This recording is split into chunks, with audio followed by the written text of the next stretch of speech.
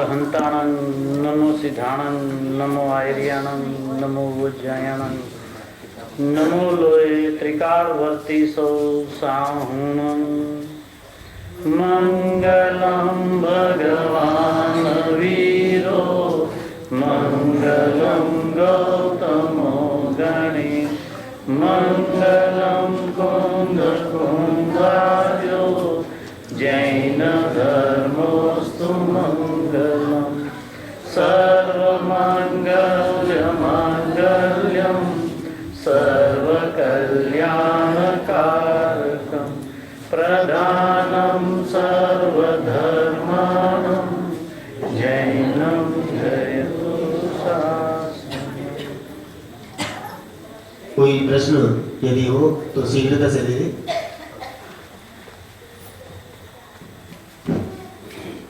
आपने कल 96 प्रश्न का खुलासा किया था।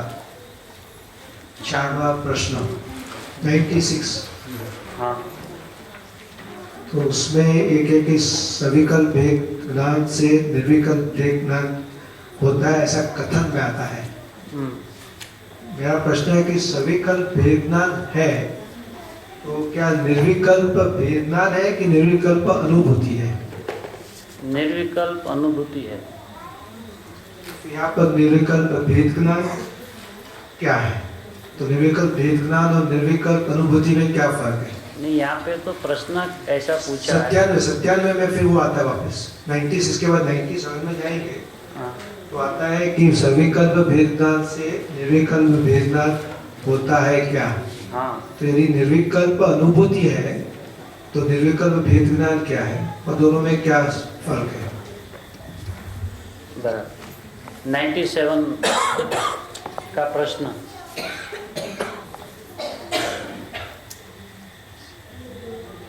कल बात थी कि अंतर्दृष्टि करने का उपाय क्या है। उसके अंतर्गत में गुरुदेव श्री ने जो जवाब दिया कि अंतर्दृष्टि करવાનો उपाय स्वसन्मुख થઈને અંતરમાં દ્રષ્ટિ કરવી એ જ છે। સીધો અંતર્મુખ થઈને વસ્તુને પકડે એ ઉપાય છે। પછી ઢીલા ને વ્યવહારથી અનેક વાતો કહેવાય, સવિકલ્પ ભેદજ્ઞાનથી નિર્વિકલ્પ ભેદજ્ઞાન થાય એમ કથન આવે। कंटिन्यूમાં 97 प्रश्न, सविकल्प भेदज्ञान से निर्विकल्प भेदज्ञान होता है क्या? अब पहले गुरुदेव ने उत्तर क्या दिया? सविकल्प भेदज्ञान से निर्विकल्प भेदज्ञान होता नहीं।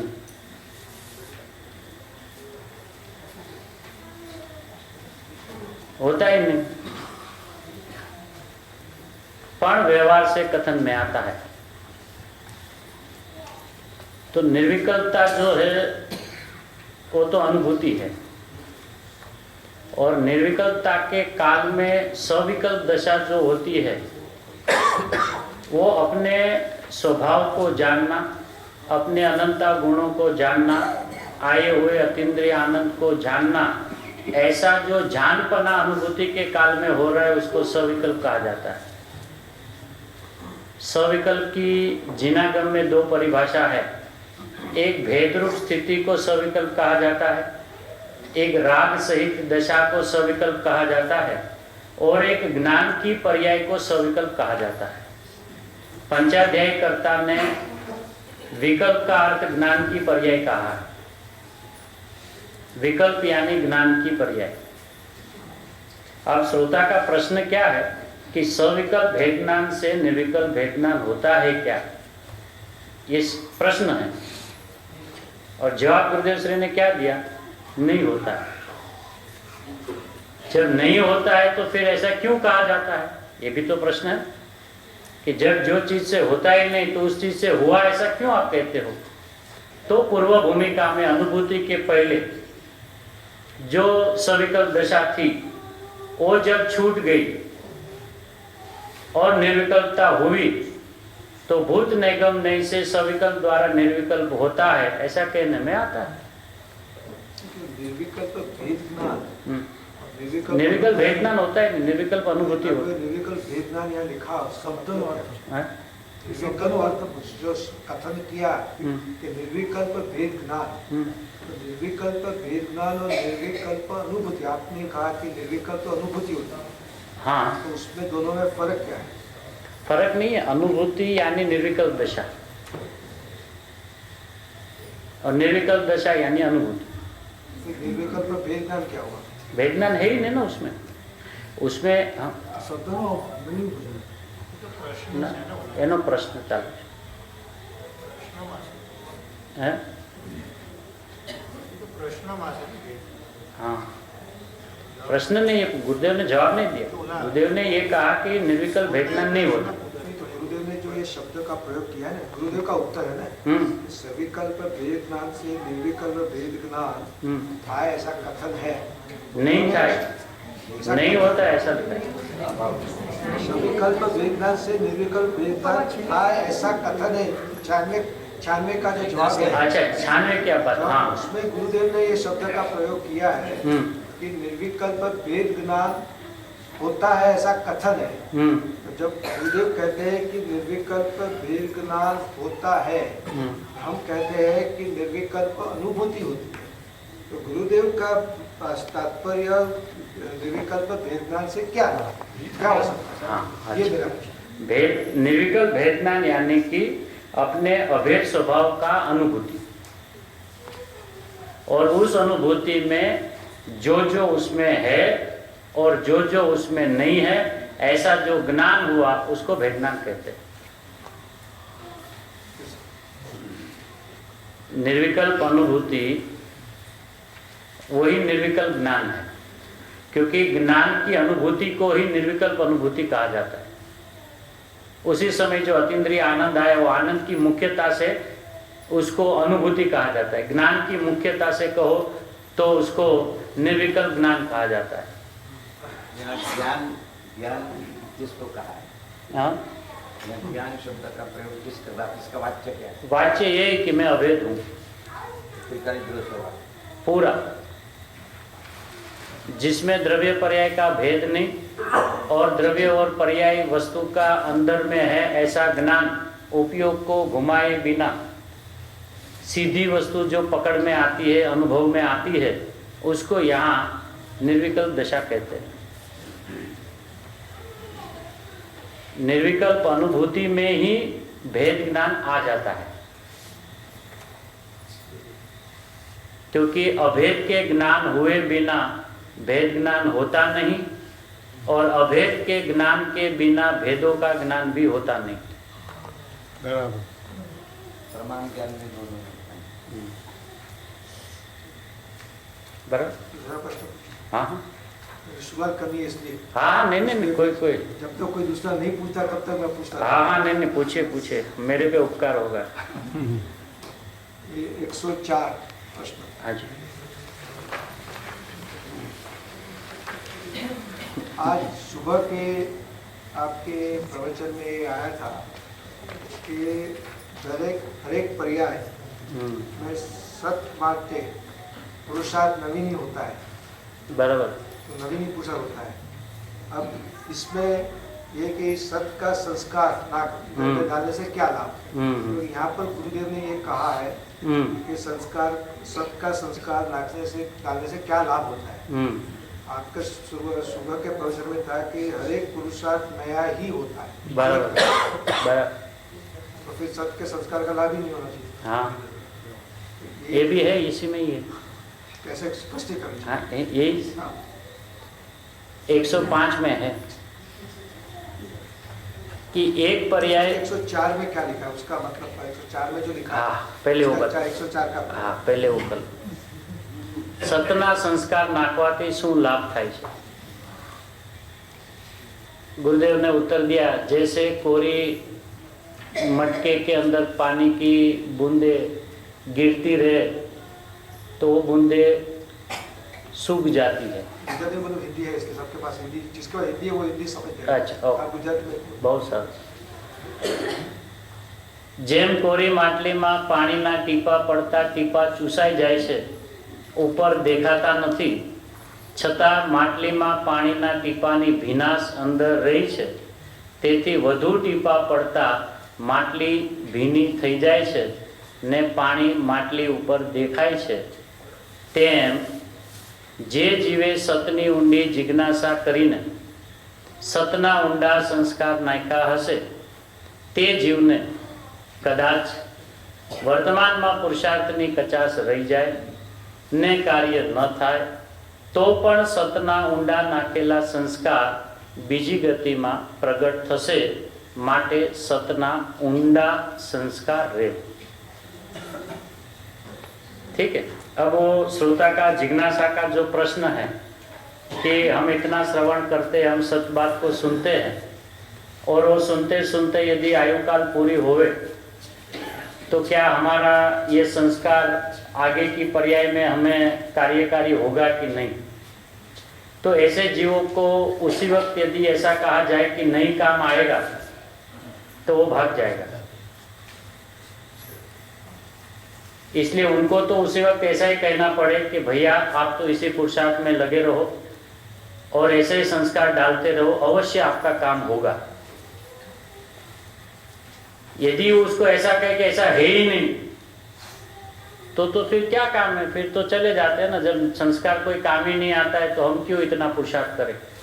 तो उनको वहां पे इस मार्ग में लगे रहने के लिए संस्कार डालने की बात श्रोता ने पूछा, गुरुदेव ने उसका उत्तर क्या दिया, ऊंडा संस्कार। ये ऊंडा में बहुत रहस्य है।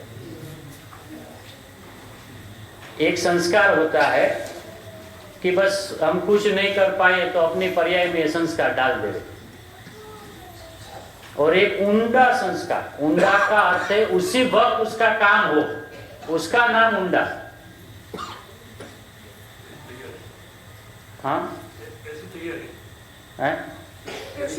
हाँ, संस्कार का अर्थ क्या है कि संस्कार कब डालना पड़े कि जब मैं फिलहाल नहीं हूं।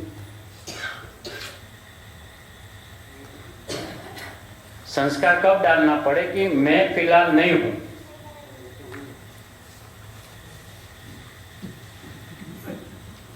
मतलब ख्याल में है? समझ में नहीं। संस्कार डालना मतलब क्या, अभी मैं नहीं हूं है तो फिर क्या संस्कार डालना है। उसका नाम ऊंडा। ऊंडा यानी उसी वक्त अपने अस्तित्व की पहचान हो जावे, वो पकड़ में आ जावे, ऐसा ऊंडा संस्कार। एक बात और जो दृष्टांत दिया है ना उसमें हर नई बूंद है। ये दृष्टांत में हर नई बूंद है, क्योंकि पहली बूंद तो चूस गई, वहां पानी है ही नहीं। कहाँ है? नहीं है ना। देखो टीपा चूसाई जाए, पहले तो चूसाई जाए, आगे हाँ, फिर बार बार बार बार बार बार, वो बार बार नया है ना। बार बार जो दूसरा पानी आया वो नया है ना। पहला बेकार नहीं गया। हाँ, अभी वो भी कहेंगे कि पहले बेकार क्यों नहीं कहा गया और पहले बेकार कैसे हो गया। क्योंकि बारिश की ये व्यवस्था है कि कड़ी धूप के बाद जब पहली बारिश आती है तो पूरी जमीन उसको चूस लेती है। ठीक है, फिर दूसरी, फिर तीसरी, फिर चौथी, फिर पांचवी, फिर 10वीं जब आती है तो गीलापन दिखना शुरू हो जाता है। तो उस गीलापन को देखकर यह कहा गया कि क्या पहले बारिश गिरी थी? क्या गिरी थी? गीली हुई थी? हाँ हुई।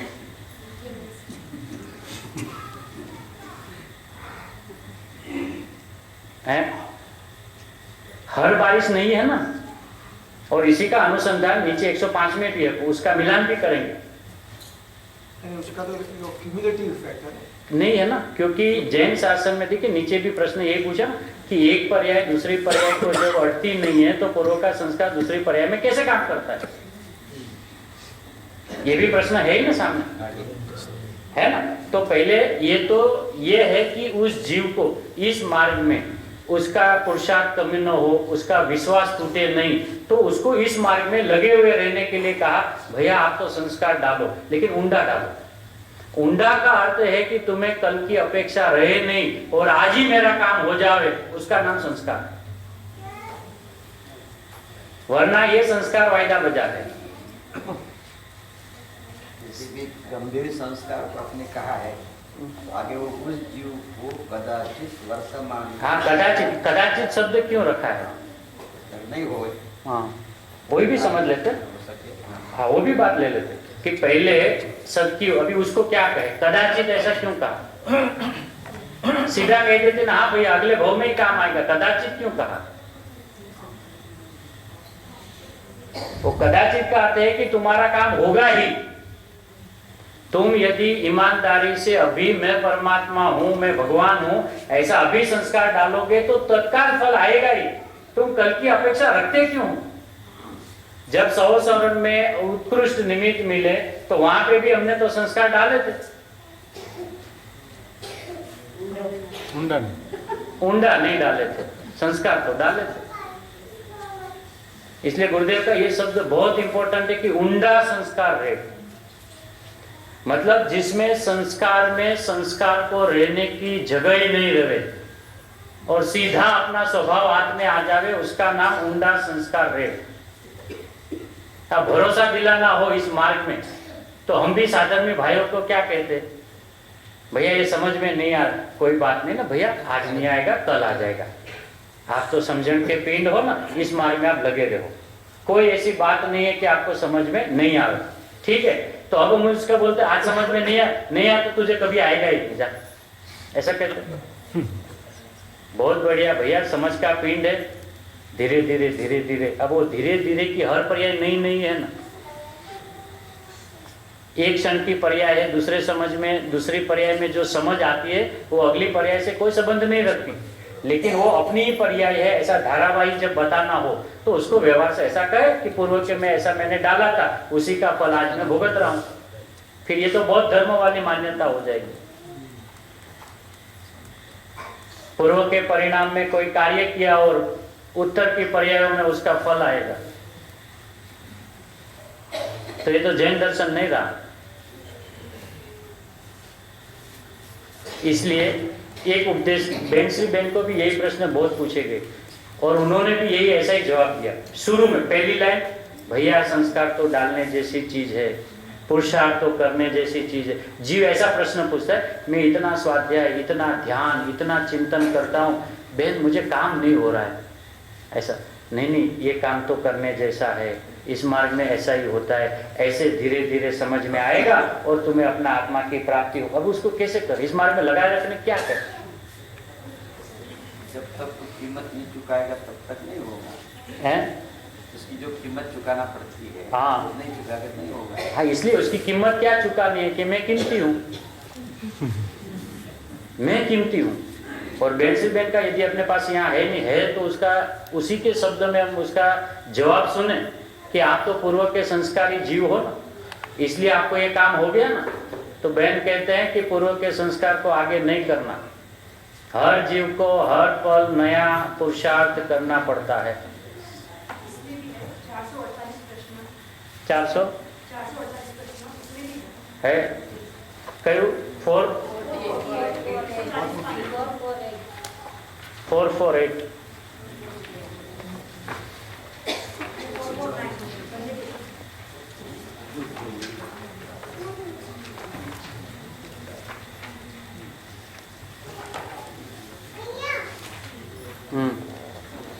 449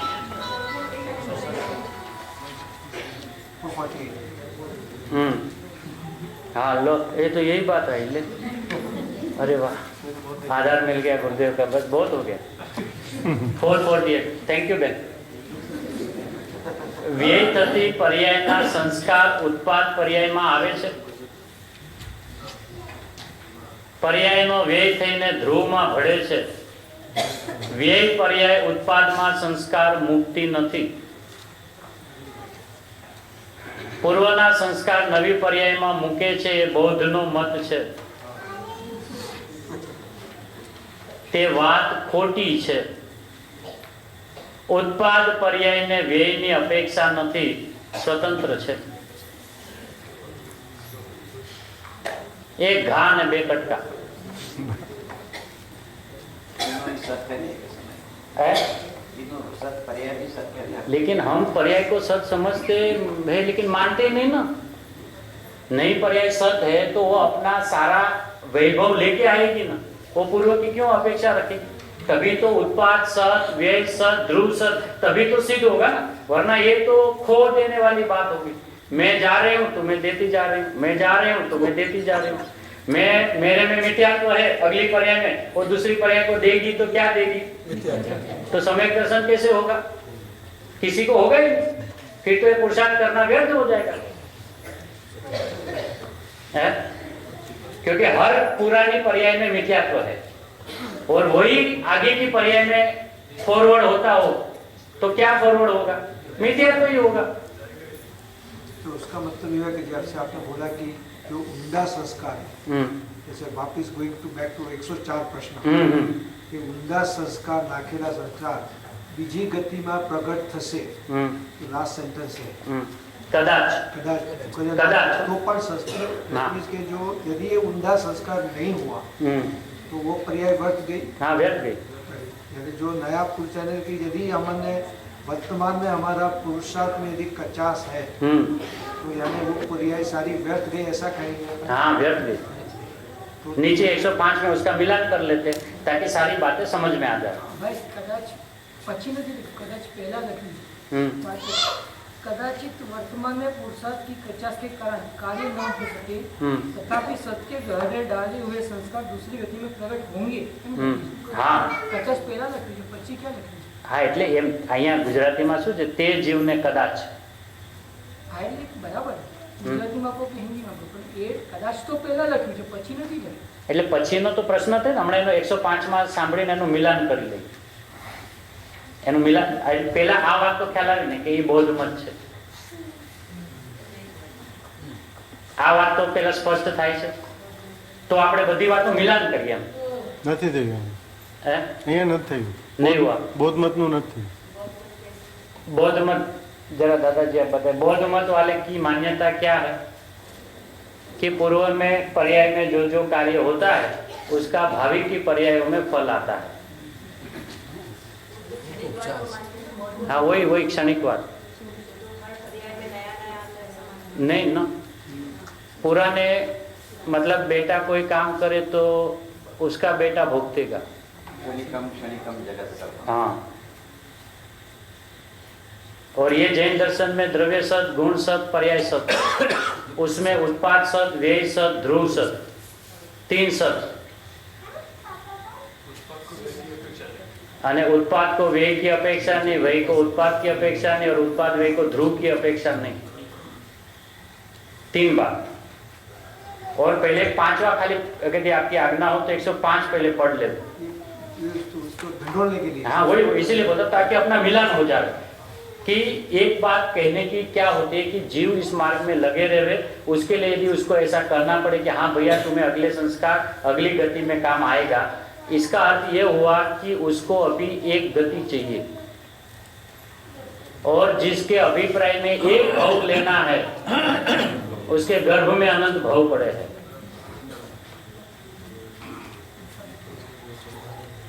एक बात. अब पहले तुरंत 105 वाला भी मिलान करते हैं कि एक पर्याय बीजी पर्याय ने अड़ती तो नहीं तो पूर्वना संस्कार बीजी पर्याय में काम केम करे? एक पर्याय बीजी पर्याय ने अड़ती नहीं ए बात तो एम ज छे, पण वर्तमान पर्याय में એટલે पहला मूल सिद्धांत कि वो तो जो कहा गया है वो तो सब जगह पे वही है, ऐसा ही है. अब उस बात को रख कर पण वर्तमान पर्याय में एवा जोरदार संस्कार नाख्या हशे तो एनु जोर बीजी पर्याय में प्रगटे. એટલે ઓલી બીજી पर्याय नहीं એના પછીની, આમ નહીં, એના પછીની. એવી જ તે ઉત્પાદ પર્યાયની સ્વતંત્ર યોગ્યતા છે. એ જે સ્વતંત્ર જે છે એની અંદરમાં જે આવ્યું છે એવી જ તે ઉત્પાદ પર્યાયની સ્વતંત્ર યોગ્યતા છે. ઉત્પાદ પર્યાયના સામર્થ્યથી સ્મરણમાં આવે છે, પૂર્વની પર્યાયને લઈને સ્મરણમાં નથી આવતું. આમાં આપણને લાભ છે.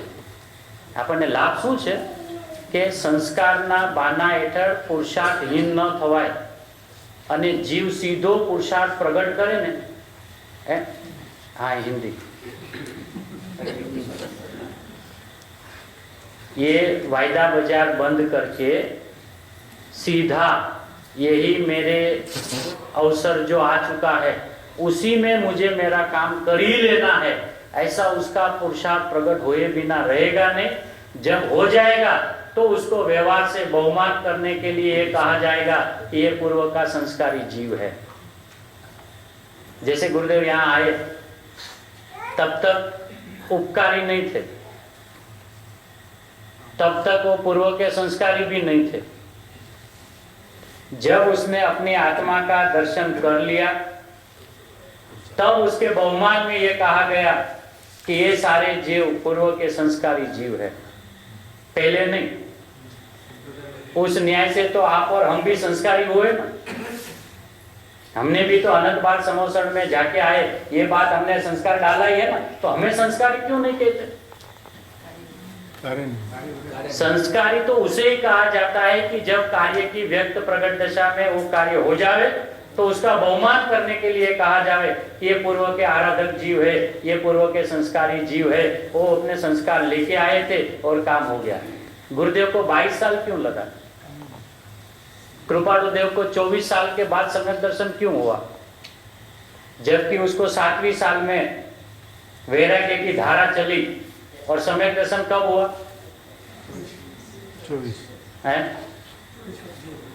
24 साल. 24वें साल में उसको सम्यक दर्शन हुआ. क्यों इतना टाइम लगा? 16वां साल के अंदर में मोक्ष माला की रचना की, अनुभूति नहीं थी, लेकिन प्रतिपादन ऐसा आया कि जैसे कोई अनुभवी जीव अनुभव के बाद जो लिखता है ऐसा उसने बिना अनुभव का. कहाँ गए उनके संस्कार? गुरुदेव वहां से सीधा यहाँ आए, दिगंबर में सीधे क्यों नहीं गए? स्थानकवासी में क्यों आए? और वहां से तो सीधा फ्रेश आए हैं, बीच में तो कहीं होल्ड करके आए नहीं. तो ताजा संस्कार वहां से कहाँ गए? यहाँ आने के बाद 21 साल तक संशोधन करना पड़ा, सत को ढंढोलना पड़ा, अंतर में झंकना थी, ढूंढना पड़ा, तब जाके मिला ना. तो नया पुरुषार्थ किया ना. तो नए पुरुषार्थ में पुरुषार्थ हो जाने के बाद बहुमान से हम कहे तो कोई दोष नहीं, ये संस्कारी जीव है, सब प्रमाण वचन संस्कारी जीव है. लेकिन यदि हम संस्कार डालने लगे तो अपना तो अनर्थ हो जाएगा. दूसरी बात कि हर पर्याय जो प्रकट होती है वो सत होती है. सत होती है ना, तो सत में संस्कार डालना मतलब क्या? ऊपर से कोई चीज ऐसी डाली जाती है? संस्कार डालना मतलब क्या? ये तो कथन से भी है ना, अपने पर्याय में संस्कार डालो. तो डाले मतलब कोई दूसरा आदमी है जो उसमें डालेगा. कौन डालेगा?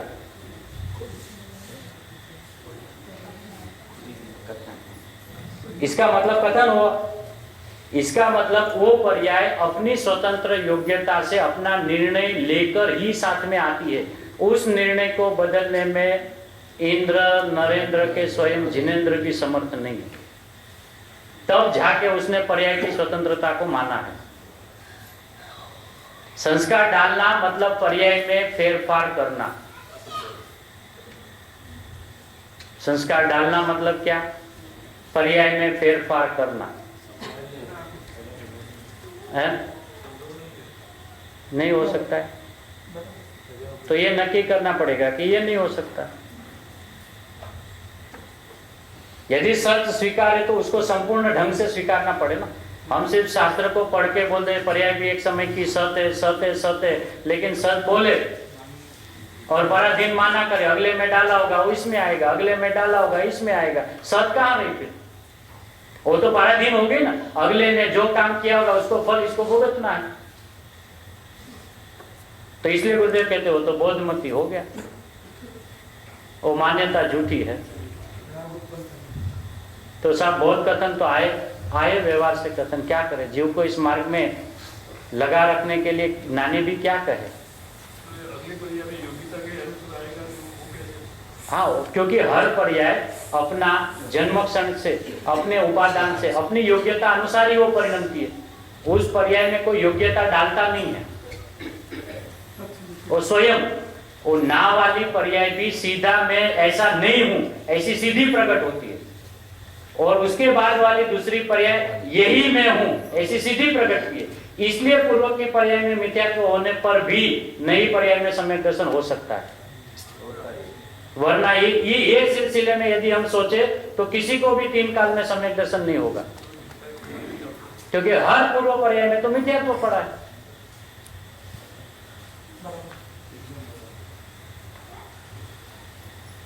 बराबर धारणा ज्ञान कैसा होता है? धारणा ज्ञान नहीं, वो अभी बात अलग है, तो सिर्फ संस्कार की चल रही है। धारणा भी नहीं है। जैसे केवल ज्ञान नया नया है ना, केवल ज्ञान कौन सा पुराना है? नया नया। लेकिन ऐसा का ऐसा वो नहीं, ऐसा का ऐसा वो नहीं। ऐसे जब धारणा में ऐसा ही ऐसा चलता है तो उसको ऐसे कहते हैं कि ऐसी की ऐसी धारणा है लेकिन वो नहीं।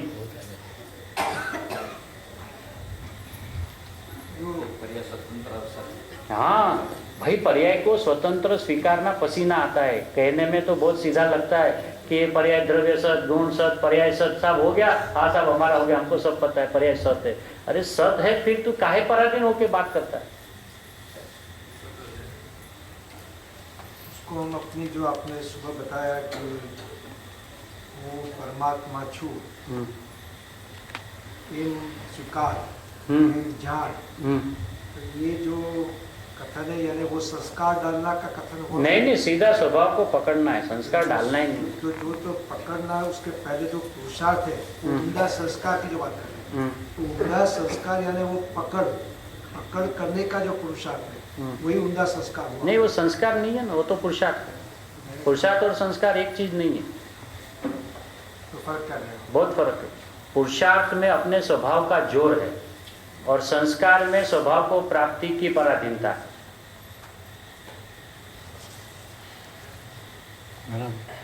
जब जीव पुरुषार्थी होता है ना तब उसको संस्कार याद ही नहीं आता है। उसको तो ऐसा यही मैं हूँ, यही मैं हूँ, यही मैं, वो संस्कार नहीं डालता है।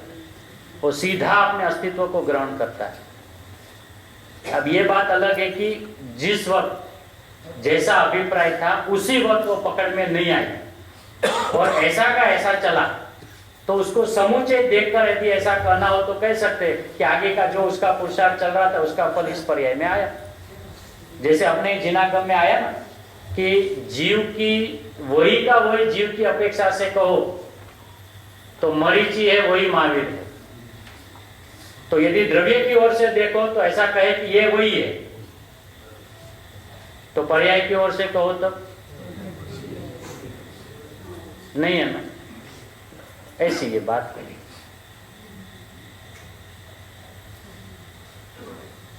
क्योंकि पर्याय का सत्य का यदि कहीं पे है तो सिर्फ हमारे यहाँ है। अपने जैन दर्शन के अंदर में इतनी सूक्ष्म बात पर्याय की एक समय की, और वो भी स्वतंत्र, वो भी जिसकी है उसके भी अधीन नहीं।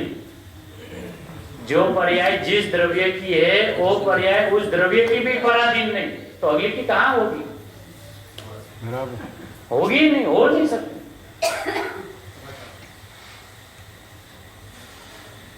और उसी में अपना काम हो जाता है। ज्ञानी ये जो बात हमें बताते हैं उसमें अपने हित के लिए बताते हैं।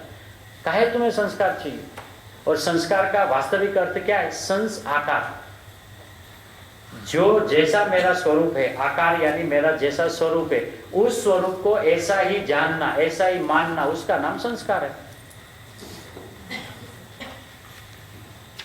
पाड़ना संस्कार नहीं है, डालना। क्योंकि वो कथन शैली कैसी है कि जैसे अपनी ये पर्याय ऐसी प्रकट हुई, ठीक है, और ये प्रकट पर्याय है ना, ब्लैंक है, कंप्लीट खाली है, खाली है ना? नहीं, खाली नहीं, खाली होगी तो डाला जाएगा ना, भरी होगी तो कैसे डालेंगे? पूरा सामर्थ्य निकालते हैं। और जब खाली है ही नहीं, भरी हुई है, तो क्या डालोगे? और डालने वाला कोई दूसरा चाहिए ना, उससे भिन्न वाला कोई तो चाहिए ना। अभी नई पर्याय प्रकट हुई नहीं, पुरानी व्यय होगी, एक ही बची है, और द्रव्य स्वभाव जो है वो तो कुछ करता ही नहीं, इसमें कौन डालेगा संस्कार? अपना द्रव्य स्वभाव तो अपरिणामी के ध्रुव है, वो तो इस पर्याय से मुझको कोई लेना देना है नहीं। पूर्व की पर्याय व्यय होगी तो गुरुदेव कहते हो तो ध्रुव में चली गई, भावी की पर्याय अभी प्रकट हुई नहीं, बची वर्तमान की एक प्रकट पर्याय, उसमें कौन संस्कार डालेगा?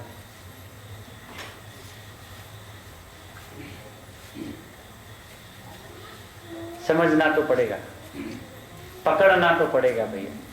ज्ञानियों ने हम पर बहुत उपकार किए, इसलिए ऐसे ऐसी बातें भी आती है तो उसका हार्द हम समझ लेवे, और उसके प्रति ज्यादा इसलिए गुरुदेव ने क्या कि उत्पाद पर्यायनी स्वतंत्र योग्यता हो, ये इंपॉर्टेंट बात है ना। यदि ऐसा नहीं होता तो केवल ज्ञान में भी ऐसा नहीं हो सकता है, पुराना जो केवल ज्ञान हुआ वही नए में आएगा। और गुरुदेव कहते हैं कि उसमें भी उत्पाद वे है, केवल ज्ञान तो ऐसा ही पर वो नहीं, है ना, ऐसा है का ऐसा पर वो नहीं। आनंद भी नया नया, वो नहीं, उसके जैसा वो नहीं, उसके जैसा वो नहीं, सब उसके जैसा नहीं, वही तो होना, बोला वो है ही नहीं वहां पे, वो पर्याय तो नाश हो गई, और नाश वाली पर्याय दूसरे को क्या देके जाएगी? इसलिए ये जो सिद्धांतिक अपना कॉन्स्टिट्यूशन जो है, बंधारण जो अपना है, उसको तो एकदम पकड़ के रखना है। द्रव्य अपना स्वभाव का जो बंधारण है, उत्पाद वे ध्रुव, इसको तो एकदम जम के पकड़ के रखना है। उसमें 3 शब्द, और एक शब्द में दूसरे शब्द को मिलाना नहीं, और फिर जो दृष्टि की कमाल खिलेगी वो अंतरंगी अलग ही होगा, उसको कुछ करने की अंदर से भावना ही नहीं होगी। क्यों कि मैं परिपूर्ण हूं, ऐसा ही प्रतिपल उसको लगा ही रहेगा, लगा ही रहेगा, लगा क्या करूं, क्यों करूं, कैसे करूं, हर पर्याय परिपूर्ण, हर पर्याय में जानना होता है, हर पर्याय में जानना हो रहा है, ये जानने वाला है वही में हूं, ये जानने वाला है वही में हूं। अब जानने वाला जब जान ही रहा है तो जानने के संस्कार डालो, जानने के संस्कार डालो, जानने के, अरे भैया वो जान रहा है ना, नहीं, जानने के संस्कार डालो, कैसे डालेंगे?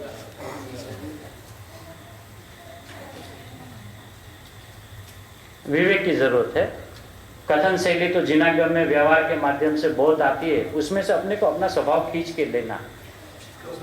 ऐसा है कि जब पहली पर्याय, पूर्व पर्याय, उत्तर पर्याय तो दे सके तो उसकी हाजिरी वहाँ होना चाहिए। हाँ, है ही नहीं तो देगा कैसा? इसलिए तो गुरुजी ने यहाँ वही बहुत अच्छा किया, 444 की बहुत जबरदस्त बात है, बार बार 448 है ना, 448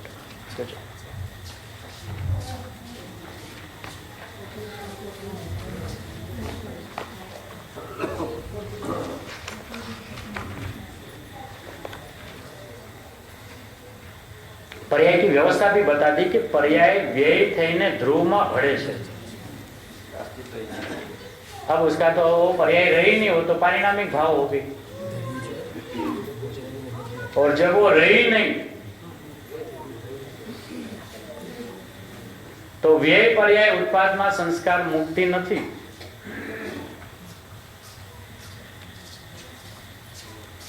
પૂર્વના સંસ્કાર નવી પર્યાયમાં મૂકે છે, બોધનો મત છે।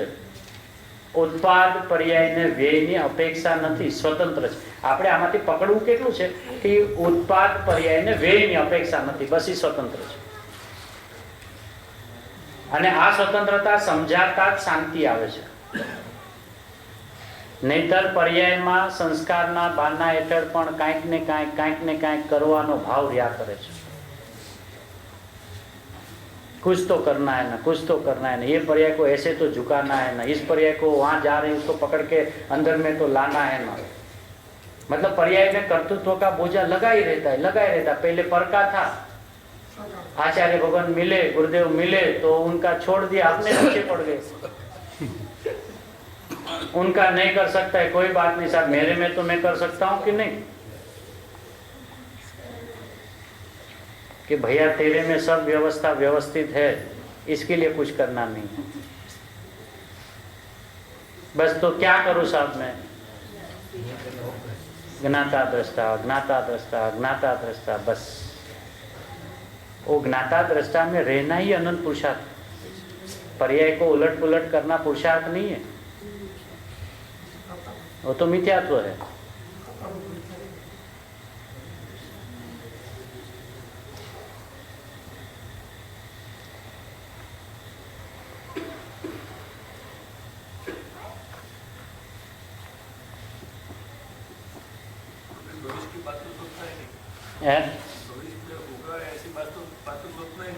सोचना ही नहीं.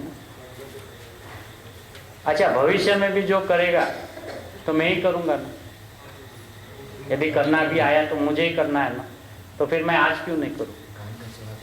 आज हमारे पास ऐसी क्या कमी है कि हम कल के ऊपर छोड़ देते हैं. हाँ, इसलिए 3 जो काल है ना, भूतकाल, भविष्य काल और वर्तकाल, ऐसे है ना 3 काल है. वर्तमान है,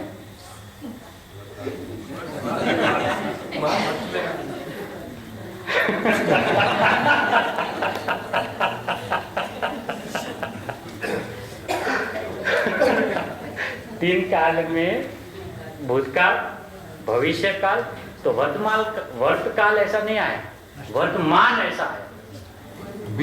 मतलब मैं वर्तमान में वर्त रहा हूं ऐसा मान, इसका नाम वर्तमान है. मतलब वास्तविक, कोई मैं अभी हूं, अभी मैं वर्त रहा हूं ऐसा मान, इसका नाम वर्तमान है. और कायम वर्तमान ही होता है. जब भी देखो तभी वर्तमान वर्तमान वर्तमान वर्तमान वर्तमान वर्तमान, यही अपना ठिकालीपन दिखा रहा है. हूं कायम हूं. वर्तमान में भूत भविष्य दिखता है? नहीं दिखता है ही नहीं. जब है ही नहीं तो देखे मैं ही मैं हूं. जब अभी मैं हूं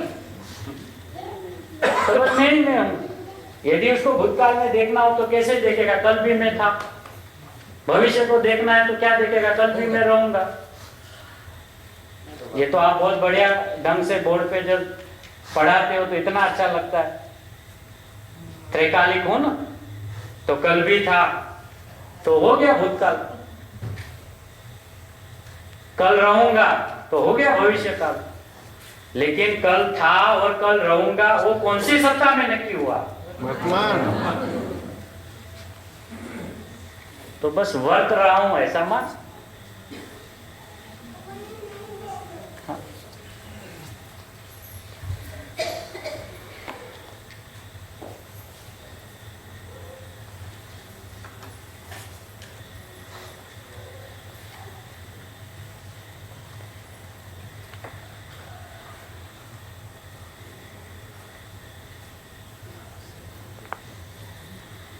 પછી 449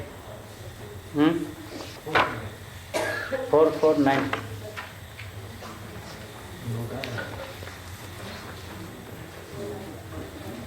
हाँ, बहुत बढ़िया. તો પછી નવી પર્યાયમાં પૂર્વનું સ્મરણ આવે છે તે ક્યાંથી આવે છે?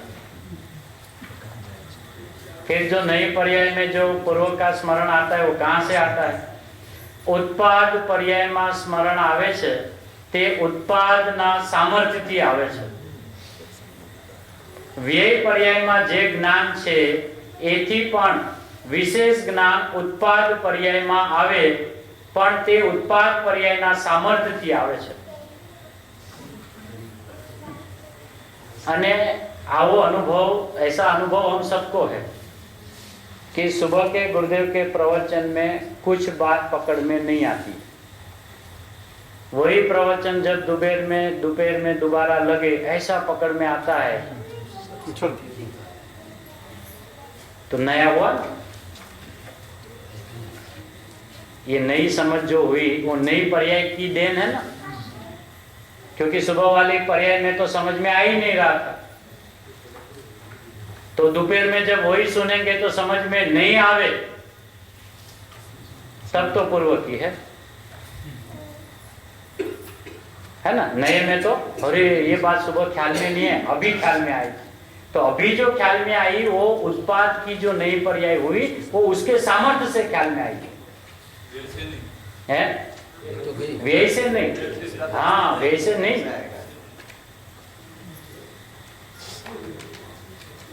જેમ રોટલીના લોટને કેળવે છે તેમ એને આત્માને જ્ઞાનથી કેળવવો જોઈએ. એને ભાવ ભાષણ થવું જોઈએ. બસ આ માર્ગનું જો કોઈ વિધાન હોય ને તો આ ભાવ ભાષણ છે. આ ભાષા ભાષણ નથી, આ ભાવ ભાષણનો માર્ગ છે. અંદરમાં જ્યારે એ શબ્દો નીકળતા હોય ત્યારે એને અંતરંગમાં એવું ભાસતું હોવું જોઈએ. એ ભાષાની અંદરમાં આવ્યા કરે ને ભાવ ભાષણ થાય જ નહીં. એટલે ગુરુદેવ કહે છે એને ભાવ ભાષણ થવું જોઈએ. ભગવાન કહે છે માટે નહીં, પણ એને પોતાથી ભાવ ભાસવો જોઈએ કે હું આવો મહિમાવંત ચૈતન્ય પદાર્થ છું, એની સન્મુખ થવાથી જ સંસારના દુઃખથી છુટકારો થાશે એમ ભાસવું જોઈએ. ये 449 उसी के नीचे वाला 139 पेज. उसमें हिंदी में भाई हिंदी में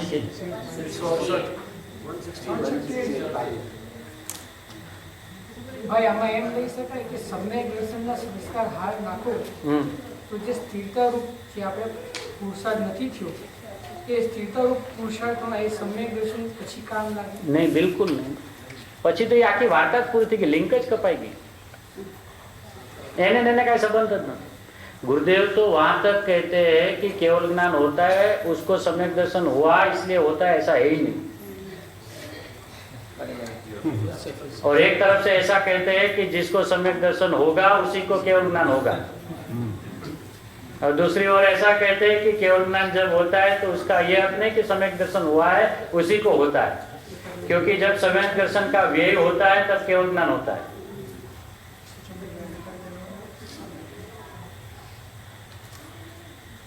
जितना भी कथन है व्यवहार नहीं वो तो नहीं वो वाली बात नहीं है. हाँ, मतलब अपने ज्ञान के अंदर में ये बात बिठाने के लिए बात है.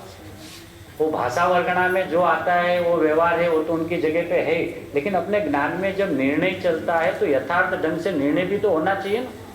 दिन रात हम इन ज्ञानी धर्मात्माओं की वाणी सुनते हैं तो भाव भाषण में नहीं आवे, अपने निर्णय में नहीं आवे, ऐसी वाणी को हमें सुन सुन के क्या करना है? साक्षात तीर्थंकर का सुनकर आए हैं तो अभी तो हमारी अप्रोच भाव भाषण, टारगेट भाव भाषण, अटैक भाव भाषण, ऑपरेशन भाव भाषण, कैम सीधो